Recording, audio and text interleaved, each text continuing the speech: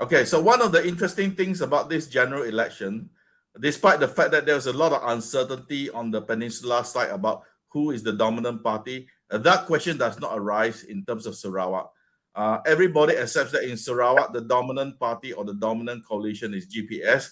And I'm very pleased to speak with my old friend Datuk Karim, who is the minister in the Sarawak state government and is the information chief for GPS. Good morning, Datuk. How's everything in Kuching nowadays? The situation is fine. You don't really feel the heat of the election, actually.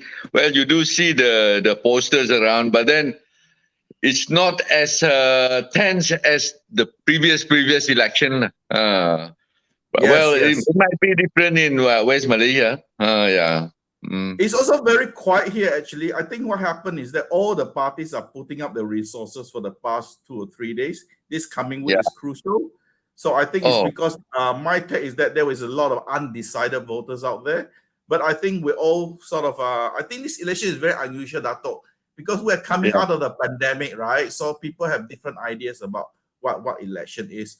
But coming back to Sarawak, Dato, I Yeah. think a lot of people in Malaysia are wondering, why is GPS in such a dominant position? What is it that you're selling that make the Sarawakians happy and willing to support you? Well, Sarawakians are very passionate, very patriotic to their state. So when you go along the line of protecting Sarawak's right, this start about from the time of the late Tot Nan. And you can see it during the election that was held, the state election that was held, where the the the the slogan of Sarawak first, Sarawak diutamakan, or Sarawak first, being used as our forefront, and that probably ran down very well with the voters, with Sarawak kids. But apart from that, the government of the day, after they have won the election, they follow through with what they have promised. We can see that the government is quite well managed. When we and it comprised of all the ethnic group, all the racial group in Sarawak. They are there as leaders. So I believe it is a combination of all these factors that lead to Sarawakian voters, Sarawakian having faith in GPS. Yeah. Okay, Mm. Dato, let me put you on the spot. What about the counter argument that for democracy to work properly, you need a strong opposition? Well, I also agree to that. Well, let the opposition be in from West Malaysia. We are going for a parliamentary election. Definitely, there will be opposition in West Malaysia, but we would want to see what is it? Whitewash in Sarawak, I would say, where if we can win 31 seats, that's the one that we being offered for Sarawak. If we can win 31 seats, I would love to see GPS winning 31 seats. Okay, We Dato, if we you are not. We are not very far from there. I'm very, very sure on the 19th of November, we should be winning either 31 seats or not very far from 31 seats. Yeah. all right, Dato, if you win Yeah. 31 seats, then you have to buy me Sarawak laksa. Oh, sure, sure. My pleasure. I would love to. Yeah.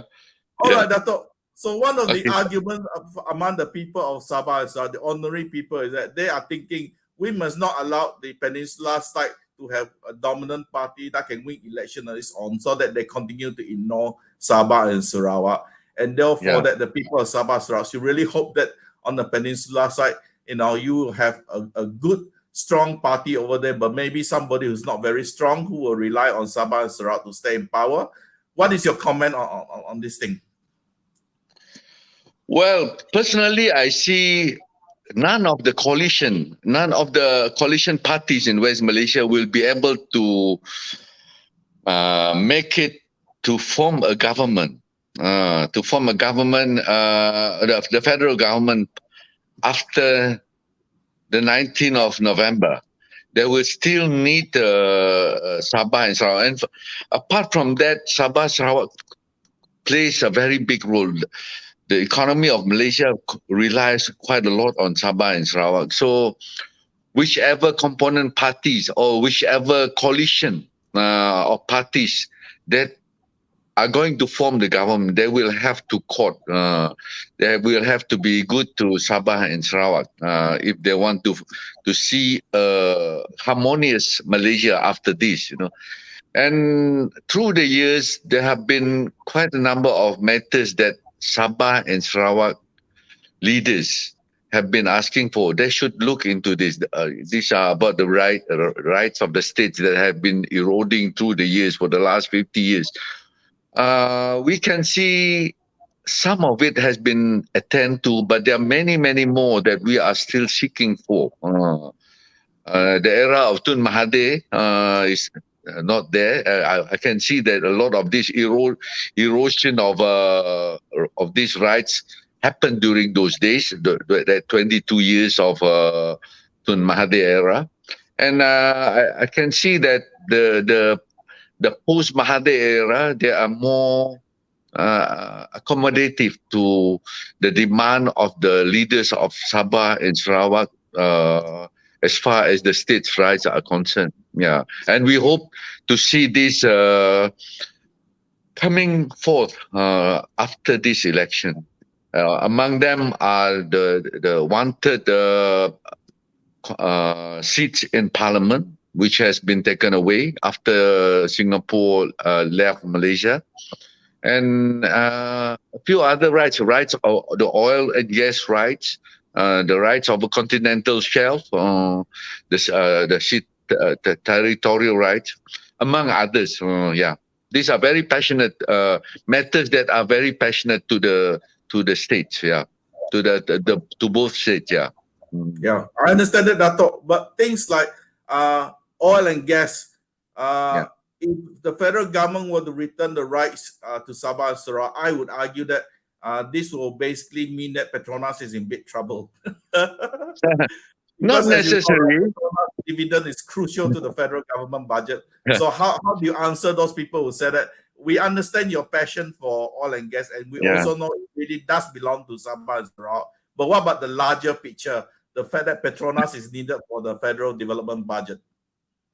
The cake is to be shared, and they have to understand where does that cake come from. It comes from the two states in the two Bornean state. You cannot take it up. Things have changed. Those days when our leaders are not very qualified, when they are in parliament, they are not able to argue on this aspect. That's why when the bill was being tabled in parliament those days, it get banged, it get bulldozed through so easily, But then things has changed. The MPs are getting more educated. The leaders of Sarawak are getting more educated, and we feel that the two states need to be provided also, because the level of development in these two states as compared to the states in West Malaysia, the gap is too wide.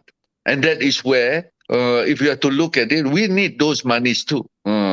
Unless the federal government, unless Petronas are able to adhere and accommodate for those development. If we are to see the argument that they keep on giving us, the other states need to be developed too. Yes, we agree.